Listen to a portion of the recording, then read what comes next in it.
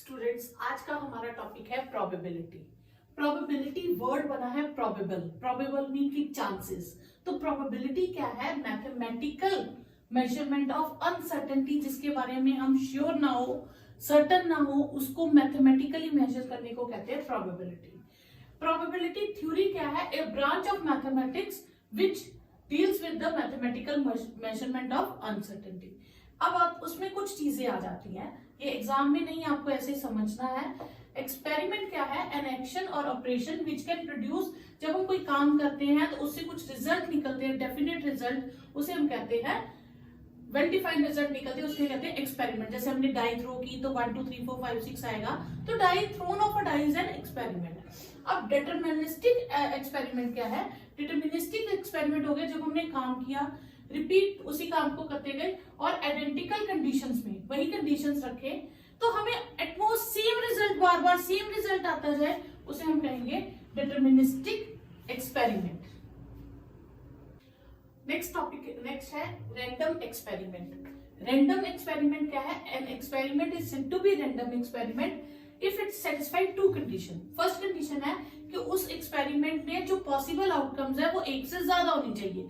जैसे एक कॉइन को टॉस करे तो उसमें दो कंडीशंस है, हेड भी आ सकता है, टेल भी आ सकता है, तो वो एक कंडीशन हमारी सेटिस्फाई हो जाएगी। या डाई थ्रो करे तो 1 2 3 4 5 6 में से कुछ भी आ सकता है, तो जिसमें एक से ज्यादा पॉसिबल आउटकम्स हो, एक तो वो कंडीशन है। दूसरा, उन पॉसिबल आउटकम्स को हम प्रिडिक्ट ना कर सके, हम पहले ना बता सके कि इस बार यही आएगा ही आएगा, इट मे बी, तो जो दो कंडीशन को सेटिस्फाई करे उसे रैंडम एक्सपेरिमेंट कहते हैं। और 10th में आपके सारे क्वेश्चन रैंडम एक्सपेरिमेंट पे है, ठीक है। अब जैसे टॉसिंग अ कॉइन या रोलिंग अ अनबज्ड डाई, आउटकम्स क्या होती हैं? जो उसके पॉसिबल रिजल्ट्स आएंगे, जैसे मैं कॉइन को टॉस करूंगी तो हेड और टेल दो चीजें आ सकती है, तो वो उसका क्या हो गया? आउटकम्स। डाई थ्रो करूंगी तो 1 2 3 4 5 6 में से आएगा आउटकम्स। ट्रायल क्या है? जो काम हमने किया, जैसे हमने कॉइन टॉस किया तो कॉइन इज अ ट्रायल, हमने डाई थ्रो की तो डाई इज अ ट्रायल, और ठीक है, अब ट्रायल आ गया तो हमने ट्रायल क्या हो गया? कौन सा काम किया, क्या उसको किया। Throw a die is trial. अब डाई को थ्रो करने पे 1 2 3 4 5 6 में से कुछ भी आ सकता है, तो ये सब उसके अलग अलग पॉसिबल आउटकम्स हो गए, ठीक है। तो ये पॉसिबल आउटकम्स है कि इनमें से कुछ भी आ सकता है। उन्हीं पॉसिबल आउटकम्स को जब मैं कलेक्ट कर लूं और उनकी कलेक्शन में लिख दूं कि 1 2 3 4 5 6 सारे पॉसिबल आउटकम्स को जब मैं कलेक्शन में लिख दूं तो उसे मैं कहूंगी इवेंट। तो इवेंट क्या हो गया?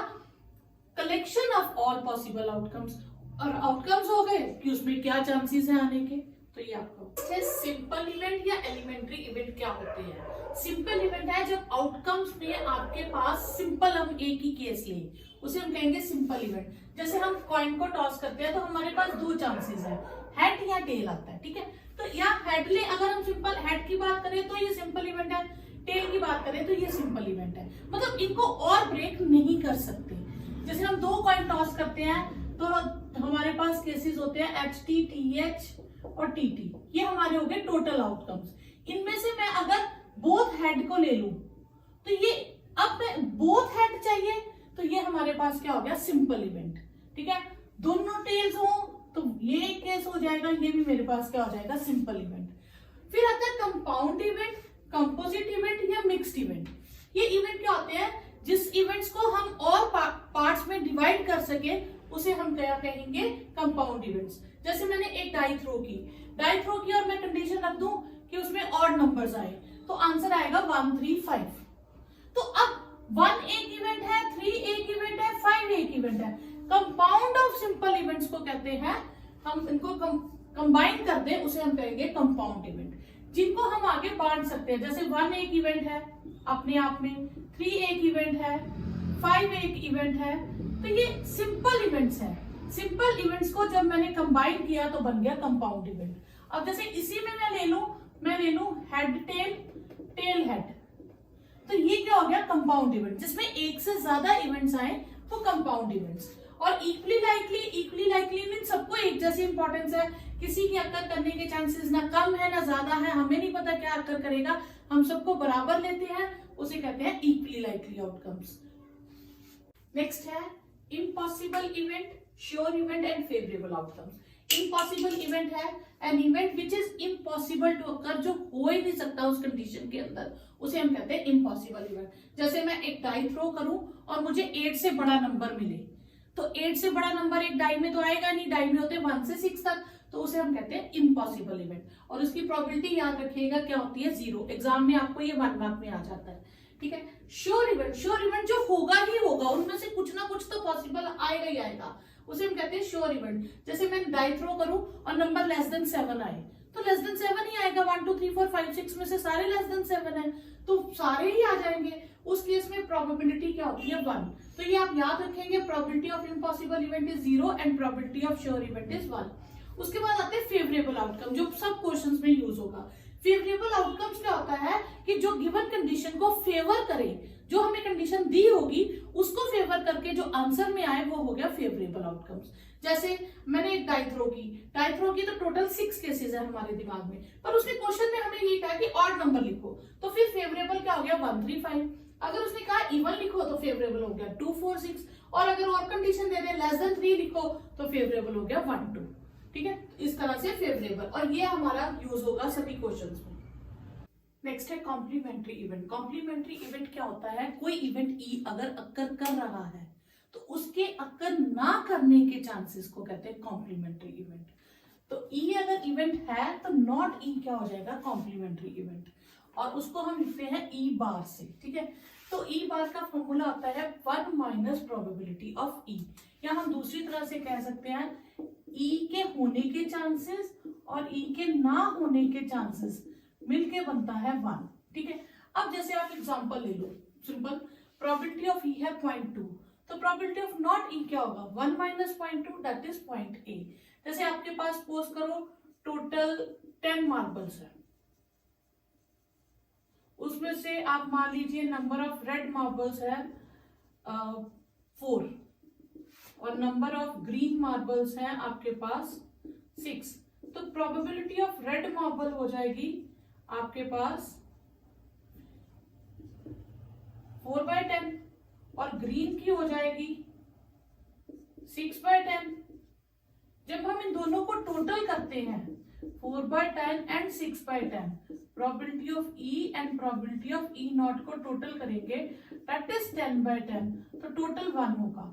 तो हमेशा याद रखेंगे probability of E and probability of not E, उन दोनों का टोटल हमारे पास कितना होगा 1।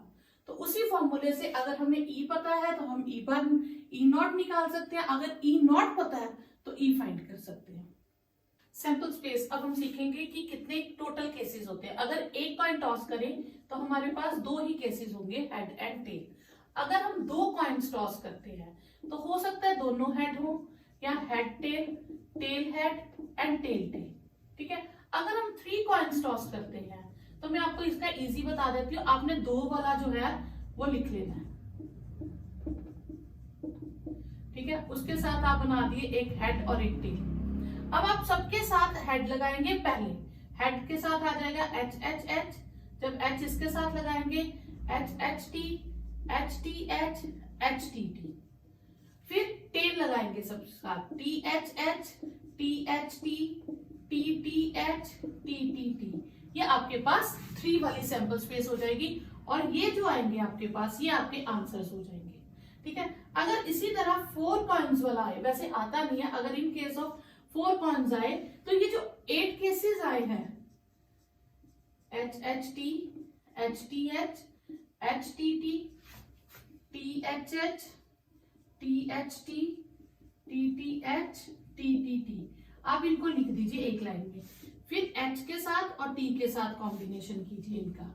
तो जब आप एच के साथ करेंगे सबके साथ फर्स्ट नंबर पे एच एक एक्स्ट्रा लगा दीजिए, H H T H H T T H T H H H T H T H और एच टी टी टी। इसी तरह सबके साथ टी लगाएंगे तो आपके पास टोटल केसेस आ जाएंगे सैंपल स्पेस के। अब इसमें एक 1 मार्क में क्वेश्चन आ जाता है कि कितने केसेस होंगे अगर हम इतने कॉइन्स थ्रो करें, तो उसका फॉर्मूला है नंबर ऑफ केसेस के लिए फॉर्मूला है 2 नंबर ऑफ कॉइन्स, ये आप याद रखेंगे। नंबर ऑफ टोटल केसेस या टोटल आउटकम्स कह सकते हैं। तो अगर मैं 1 कॉइन टॉस करती हूँ तो नंबर ऑफ टोटल आउटकम्स हो जाएगा आपके पास 2⁻1 दैट इज 2।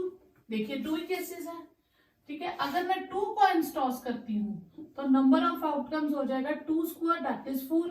तो देखिए आपके पास 4 केसेस है। और 3 कॉइन्स के केस में 2⁻3 दैट इज 8। और देखिए आपके पास 8 ही है, 1 2 3 4 5 6 7 8, हर बार डबल होते जाएंगे। इसमें 8 यहाँ आए हैं, 8 नीचे आएंगे, तो 4 कॉइन्स के केस में 2⁻4 16। इसी तरह आपसे कुछ भी पूछ सकता है। 10 कॉइन्स होंगे तो क्या आएगा, ऑप्शन में आपको लिख देता है 2⁻10 10⁻2 2⁻2 10⁻10। तो आप इसमें से कोई भी करेक्ट ऑप्शन जो है वो करेंगे। तो अगर 10 कॉइन्स है तो आपके पास आंसर आ जाएगा 2⁻10। ये है कॉइन्स का। नेक्स्ट है डाई का। अगर हम 1 डाई थ्रो करते हैं तो हमारे पास आउटकम्स आएंगी 1 2 3 4 5 6 में से कुछ भी। लेकिन हम पेयर ऑफ डाइस थ्रो करते हैं या 2 डाइस थ्रो करें तो हमारे पास केसेस आएंगे 1 1। हो सकता है दोनों में 1 आए, हो सकता है 1 पहली में 1 दूसरी में 2 आए, फर्स्ट में 1 दूसरी में 3 आए। तो इस तरह से ये आपके पास टोटल कितने केसेस बनेंगे 36। इसमें आपका फॉर्मूला लगेगा नंबर ऑफ आउटकम्स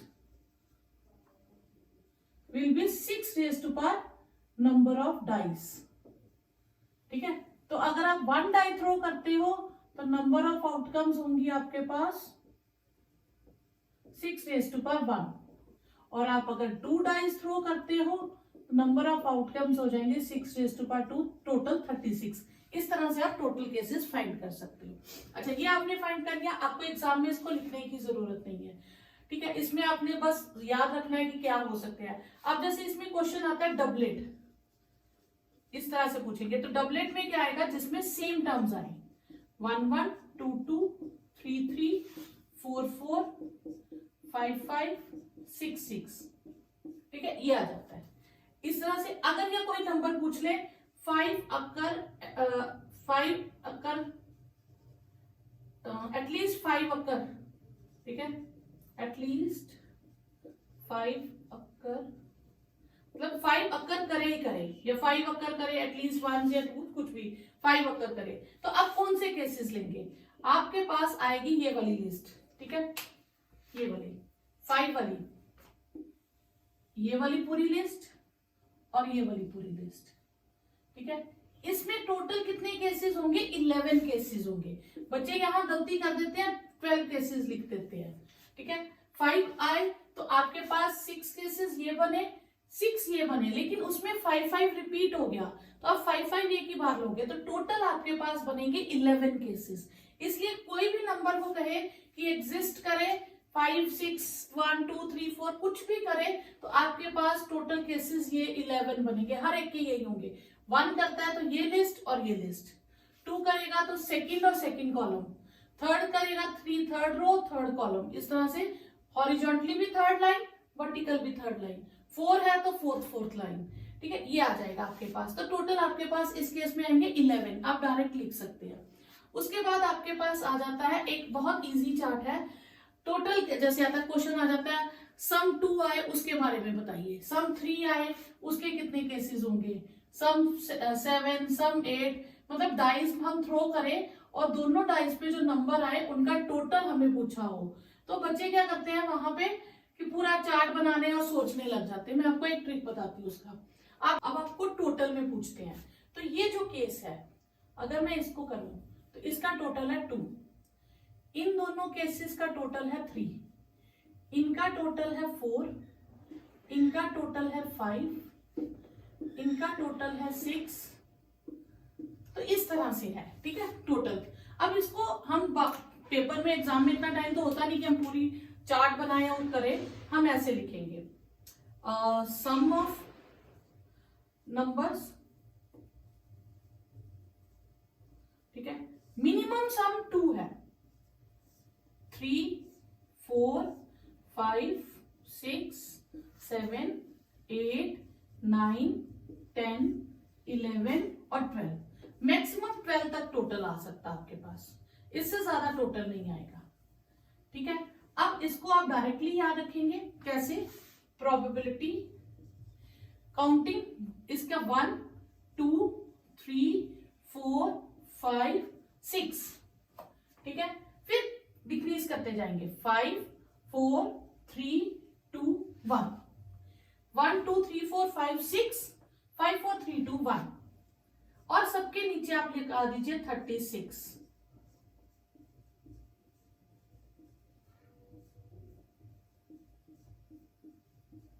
सबके अपॉन में 36 लगा दीजिए। उससे क्या होगा, आपके पास हर एक टोटल की प्रोबेबिलिटी आ जाएगी, ठीक है। अब इसको बनाने में टाइम नहीं लगेगा, आप इतना याद भी रख सकते हैं। 1 2 3 4 5 6 लिखना है, 5 4 3 2 1। अगर वो पूछते हैं टोटल 5 की प्रोबेबिलिटी क्या है, तो 4/36, टोटल 8 की 5/36, 10 की 3/36। तो आप करके भी देखिए, आपके पास टोटल 10 के केसेस चाहिए, तो ये 3 केसेस है टोटल 10 के, टोटल 11 के 2 ही केसेस है, टोटल 12 का एक ही केस है, उतने ही केसेस आएंगे। तो आप इसमें से डायरेक्टली कर सकते हैं। यहाँ पे वो क्वेश्चन क्या पूछ सकते हैं, probability greater than 10, greater than 10, सम ग्रेटर देन 10, ठीक है। ग्रेटर देन 10 मतलब 11 या 12, तो 11 और 12 2/36 प्लस 1/36 दैट इज 3/36, वो आ गया 1 आपके पास 12। तो आप इस ऐसे कुछ भी बता सकते हैं। Total less than 4, less than 4 में कौन आएगा, 2 और 3, ठीक है। टोटल लेस देन 6, तो ये सारे ऐड कर दो। इस तरह से आप कोई भी क्वेश्चन इसका सॉल्व कर सकते हैं। ओके, कार्ड्स में आपके पास है, कार्ड्स में टोटल कार्ड्स होते हैं 52, well shuffled pack of cards में 52। उनकी दो तरह की कलर्स होते हैं, 26 उसमें रेड होते हैं और 26 ही उसमें ब्लैक होते हैं। इक्वल डिस्ट्रीब्यूशन होती है, 52 में से हाफ रेड होते हैं, हाफ ब्लैक होते हैं। तो कलर बेसिस पे दो तरह के होते हैं। फिर सूट के बेसिस पे वो और दो तरह से डिवाइड हो जाते हैं।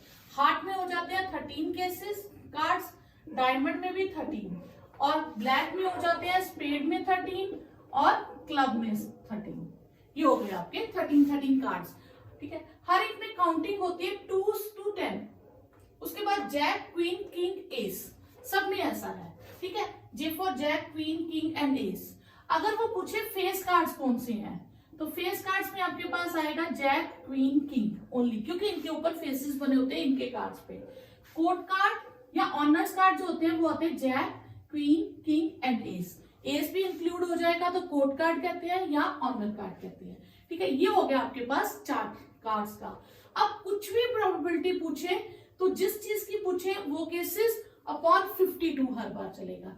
जैसे सपोज करो वो पूछ लेते हैं प्रोबेबिलिटी ऑफ किंग, हमारे पास कितने किंग है, 1 2 3 4, तो 4/52 कटिंग कर लीजिएगा। क्वीन की पूछे वो भी 4 है, ठीक है। अगर वो मेरे से पूछते हैं किंग ऑफ हार्ट, तो हार्ट की लाइन में ही मैं देखूंगी, हार्ट की लाइन में किंग कितने हैं, 1, ठीक है। क्वीन ऑफ ब्लैक, तो ब्लैक में क्वींस कितनी है, 1 और 2, 2/52, ठीक है। अगर पूछते हैं फेस कार्ड्स, तो फेस कार्ड हर एक में 3 है, टोटल हो जाएंगे 12, तो 12/52। कोर्ट कार्ड्स पूछे तो हर एक में 4 कोर्ट कार्ड्स है या ऑनर्स कार्ड है, तो वो हो जाएगा 16/52। अगर वो पूछ लेते हैं प्रोबेबिलिटी ऑफ ब्लैक कार्ड, तो ब्लैक कार्ड हमारे पास कितने हैं, 26, ठीक है।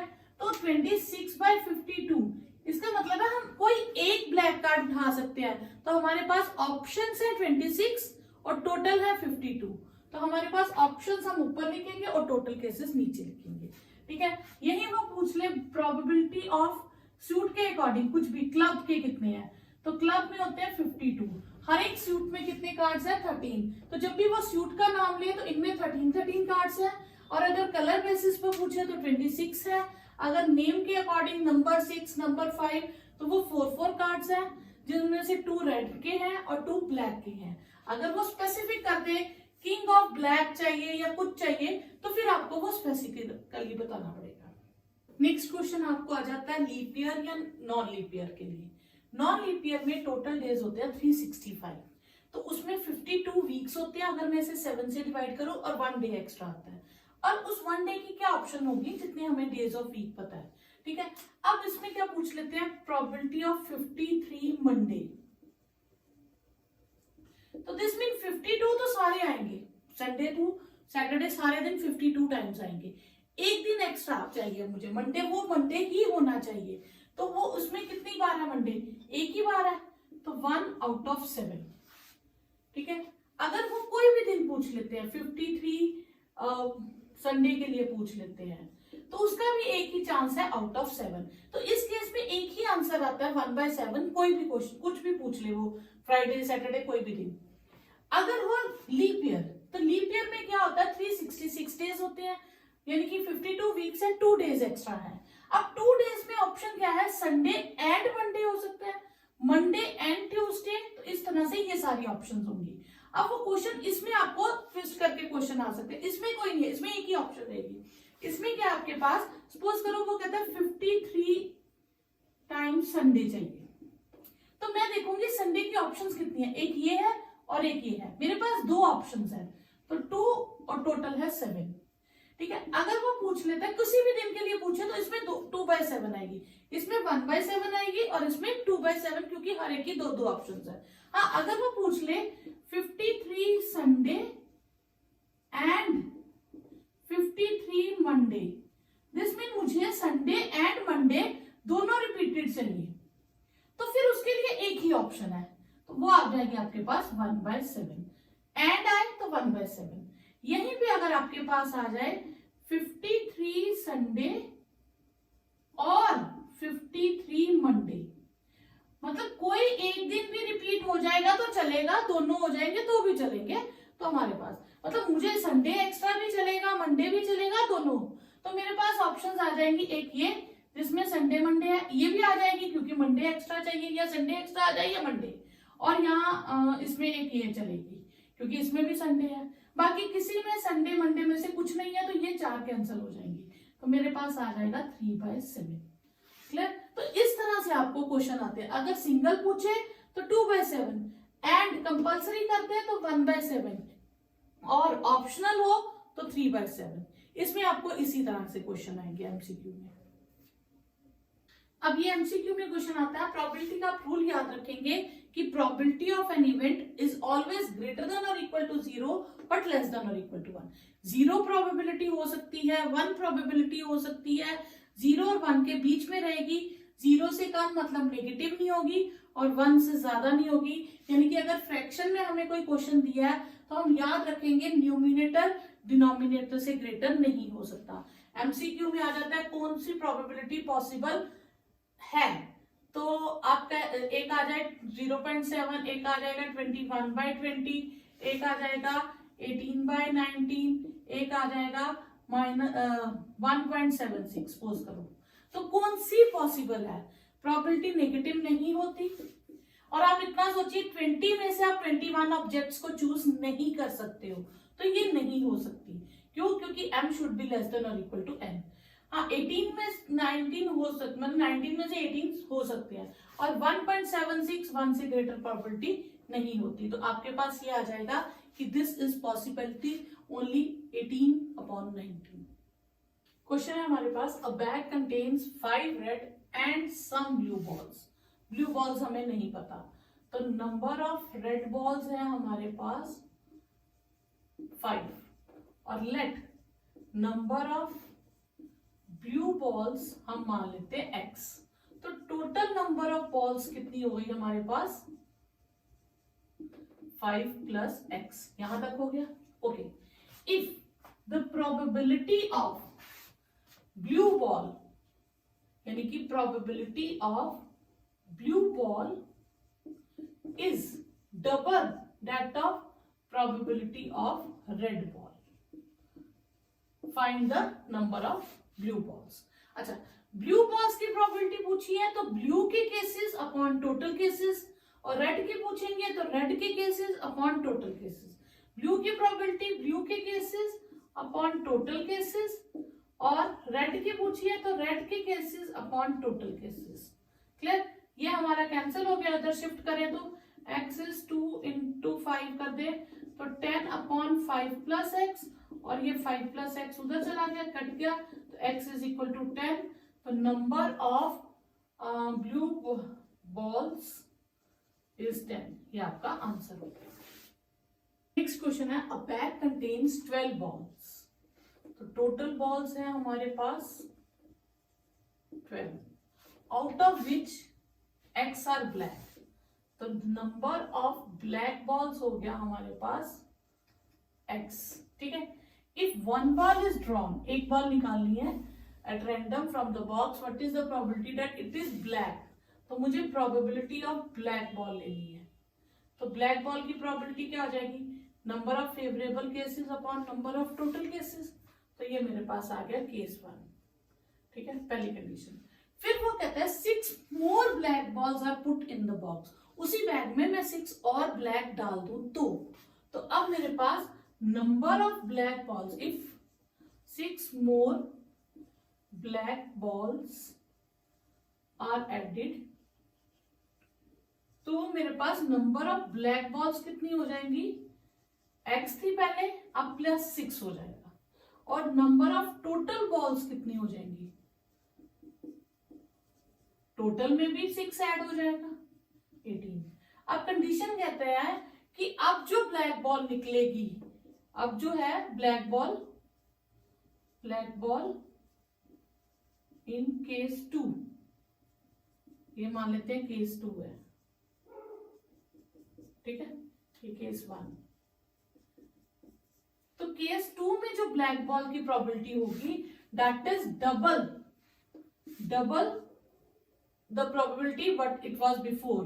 तो probability of is double the black ball in case 1। मतलब इस केस में डबल हो जाएगी पहले केस से। अब सेकेंड केस में ब्लैक बॉल की प्रोबेबिलिटी क्या होगी, ब्लैक के केसेस अपॉन टोटल केसेस। तो ब्लैक बॉल है x प्लस 6 और टोटल है 18, ये डबल हो जाएगी पुराने वाले से x अपॉन 12 से, ठीक है। अब हम इसकी कटिंग कर देते हैं, 2 6 12, x plus 6 is 18 into x upon 6, cut गया 3, x प्लस 6 इज 3x, तो आ गया हमारे पास 6 is 3x minus x, 2x is 6 and x is 6/2 that is 3। तो मेरे पास कितनी बॉल्स थी, find the value of x, तो x की वैल्यू आ गई हमारे पास 3, तो ये आपका आंसर। नेक्स्ट क्वेश्चन है, अ जार कंटेन्स 24 मार्बल्स। तो टोटल मार्बल्स कितने हैं, टोटल मार्बल्स हो गए 24। सम आर ग्रीन, कुछ ग्रीन है, पता नहीं कितने, तो let number of green marbles be x and other are blue. तो नंबर ऑफ ब्लू मार्बल्स आपके पास हो गए, बाकी के जो बचे 24 माइनस x। फिर a ball is drawn at random from the jar, probability of the green is 2/3, probability of green marble is 2/3। Green marble की प्रोबेबिलिटी क्या होगी, ग्रीन के केसेस अपॉन टोटल केसेस। तो x इज 2/3 इंटू 24, 8 16, यानी कि number of green marbles मेरे पास आ गए 16 और नंबर ऑफ क्या था दूसरा, ब्लू मार्बल्स, ये मेरे पास हो गए 24 माइनस 16 दैट इज 8।